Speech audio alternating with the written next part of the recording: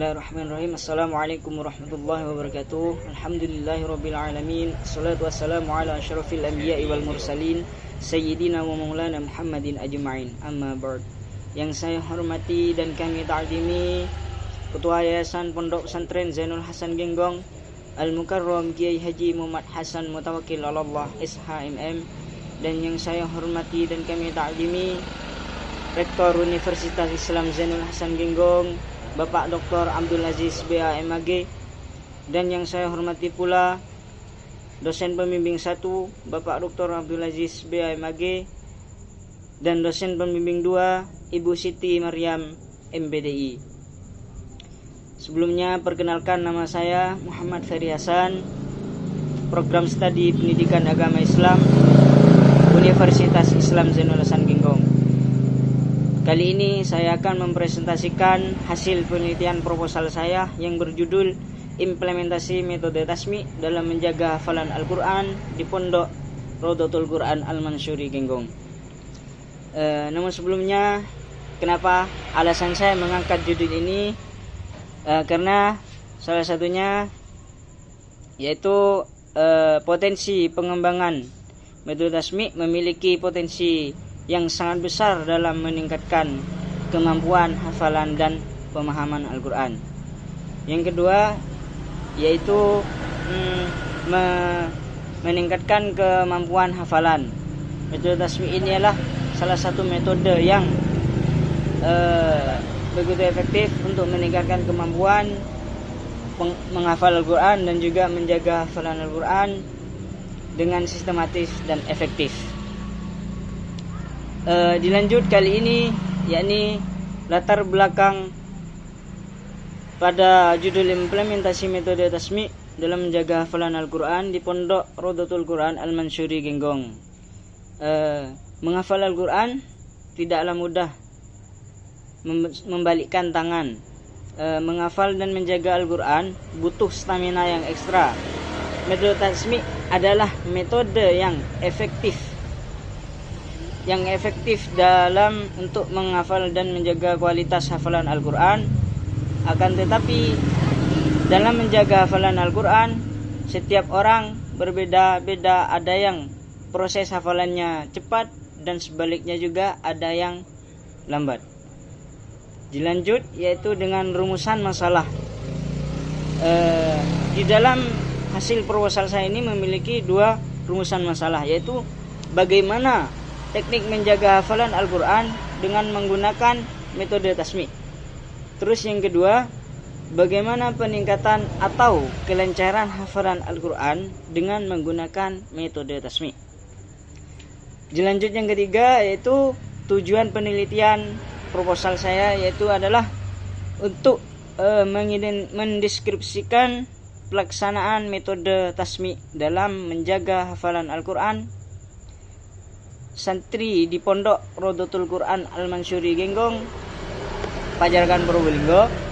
Dan yang kedua, untuk mengidentifikasi apakah dengan menggunakan metode tasmi Al-Quran ini dapat menjaga hafalan yang telah didapat oleh santriwan dan santriwati di Pondok Pesantren Rodotul Quran Al-Mansuri Genggong, Pajarkan Probolinggo. Dilanjut yang keempat yaitu manfaat penelitian. Manfaat penelitian yang pertama yaitu manfaat teoritis, menambah wawasan pengetahuan bagi dunia pendidikan Islam. Terus yang kedua yaitu manfaat praktisnya bagi lembaga. Diharapkan dari penelitian ini pesantren dapat mengembangkan metode tersebut agar didapat hasil yang optimal.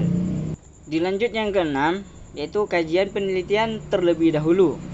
Menurut Ahmad Ridwan, Institut Perguruan Tinggi Ilmu Al-Quran Jakarta 2015, dalam penulisan ini menggunakan penelitian kualitatif dengan menggunakan instrumen tes berupa uji membaca Al-Quran dan menghafal Al-Quran.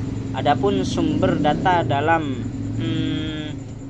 penulisan ini diperoleh dari lokasi atau tempat penelitian populasi dan sampel. Persamaan judul skripsi ini, penelitian dengan skripsi Ahmad Ridwan adalah sama-sama menggunakan penelitian kualitatif tentang pembahasannya yaitu metode tasmi. Dan perbedaannya pada penelitian ini dengan skripsi Ahmad Ridwan berbeda tempat penelitiannya serta pembahasan yang penulis gunakan yaitu penerapan dalam kualitas hafalannya. Terus yang ketujuh yaitu kajian teori. Di dalam proposal saya ini memiliki 3 kajian teori. Yang pertama yaitu tasmi Al-Quran, yang kedua menghafal Al-Quran, terus yang ketiga metode menghafal Al-Quran.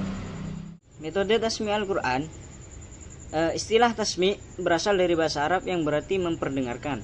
Sedangkan menurut istilah tasmi yaitu memperdengarkan hafalan kepada orang lain, baik kepada individu maupun orang banyak. Tasmi yaitu mensetor hafalan secara rutin kepada muhafidz atau kepada seseorang yang menyimak dengan mushaf. Mentasmikan akan menumbuh rasa yakin dengan apa yang dihafalkan.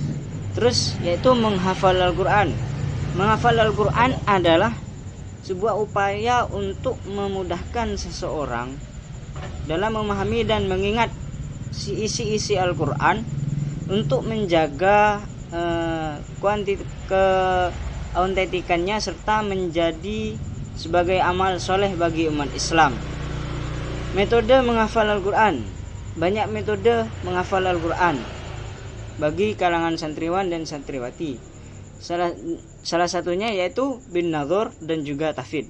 Apa itu bin nadhor? Metode ini adalah membaca dengan cermat ayat-ayat Al-Quran yang akan dihafal dengan melihat